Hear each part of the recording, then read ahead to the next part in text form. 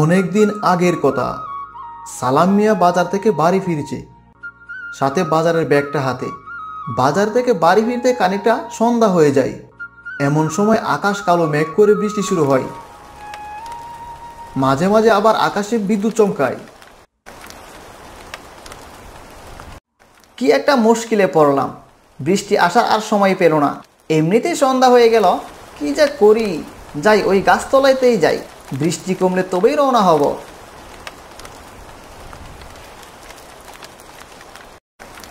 এই বলে সালাম মিয়া তখন একটা বড় গাছের নিচে গিয়ে দাঁড়ায়। ও জোরে বৃষ্টি হচ্ছে, মাঝে মাঝে বিদ্যুৎ চমকাচ্ছে। বৃষ্টি কমার কোনো বালাই নেই। আহা, কি যন্ত্রণায় পড়লাম। বৃষ্টি তো কমছেই না। কতক্ষণ ধরে দাঁড়িয়ে আছি, এভাবে দাঁড়িয়ে থাকলে তো রাত হয়ে যাবে। শেষমেশ কি আমাকে তাহলে বৃষ্টিতে ভিজেই বাড়ি যেতে হবে? এই বলে সালাম মিয়া বৃষ্টিতে ভিজেই রওনা হলো।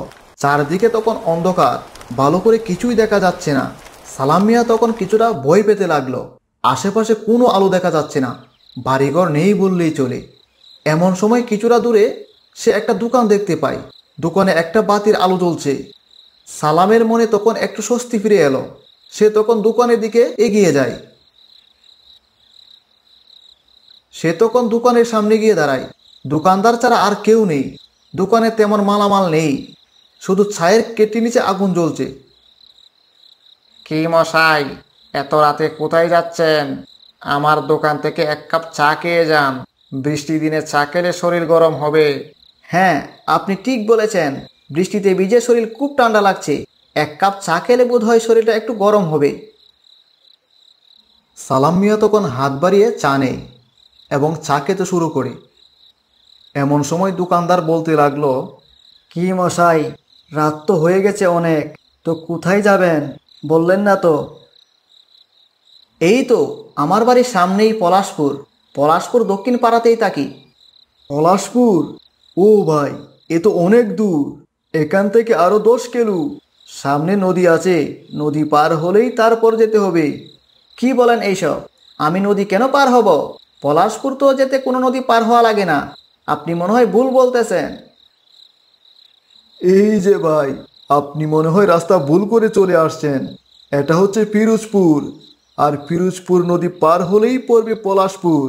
হাই হাই, তাহলে তো আমি মনে হয় ভুল রাস্তায় চলে আসছি। তাহলে এখন উপায় কি হবে? এই নদী পার হওয়ার কোনো নৌকা এত রাতে পাওয়া যাবে কি? চিন্তা করবেন না মশাই, এই নদীতে রাত 12টা পর্যন্ত নৌকা পাওয়া যায়। আপনি সহজেই নদী পার হতে পারবেন। সালাম মিয়া তখন একটু স্বস্তির নিঃশ্বাস ফেলল। ততক্ষণে বৃষ্টি কমেছে। ঠিক আছে ভাই, আমি তাহলে এখন যাই। এই নেন আপনার চায়ের দাম। সালাম মিয়া তখন চায়ের দাম দিয়ে নদীর দিকে রওনা হলো। সে মনে মনে ভাবতে লাগলো, আজকে কি মুশকিলে পড়লাম।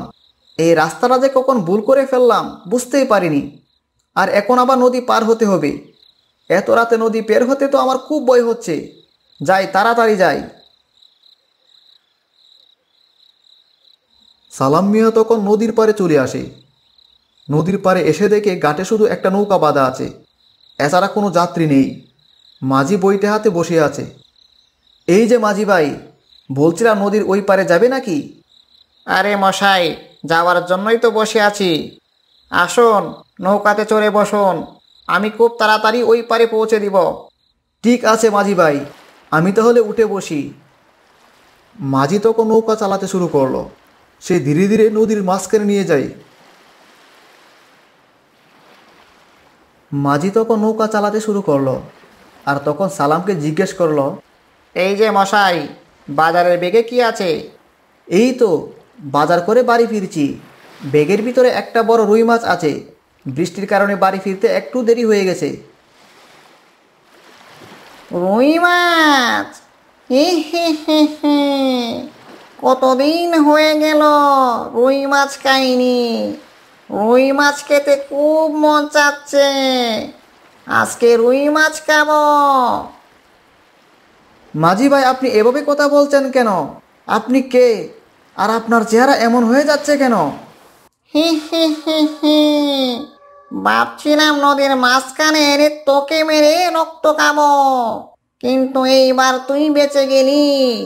রুই মাছ আমার খুবই প্রিয়, আজ তোকে না খেয়ে রুই মাছ খাবো। হি হি হি হি। ওরে বাবা রে, গেলাম রে, মরে গেলাম। এই বলে চিৎকার করে সালাম মিয়া তখন অজ্ঞান হয়ে নৌকাতে পড়ে যায়।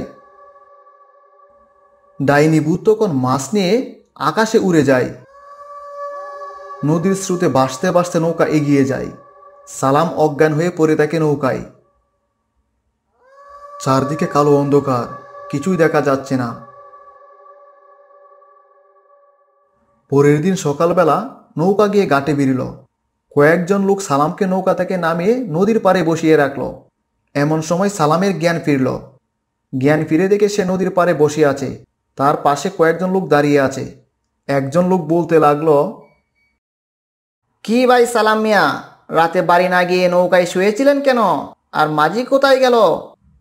আমি কি বেঁচে আছি? আমি তো ওই রাতেই শেষ হয়ে যাওয়ার কথা। আমি তাহলে মরি নাই? আরে কি যাতা সব বলতেছ? তুমি মরতে যাবে কেন? তুমি তো নৌকায় শুয়েছিলে। না ভাই, গতকাল রাতে আমাকে ভূতে ধরেছিল। আমাকে নদী পার করার কথা বলে নিয়ে আসে। মাঝখানে আসতেই দেখি নৌকার মাঝি ভূত হয়ে গেছে, আর আমার রুই মাছটা নিয়ে গেছে। ওরে বাবা, তাই নাকি? কি তাজ্জব ঘটনা! এমন তো আগে কখনো হয়নি। এই যাও যাও, সবাই বাড়ি যাও, বাকি ঘটনা বাড়ি গিয়ে শুনবো। এই বলে তারা তখন বাড়ির দিকে রওনা হয়। সালাম মিয়া জীবনে এই প্রথম ভূতের কবলে পড়েছিল। সে জীবন নিয়ে বাড়ি ফিরছিল। এরপর থেকে তিনি আর কখনো রাতে বাজার থেকে বাড়ি ফিরেনি।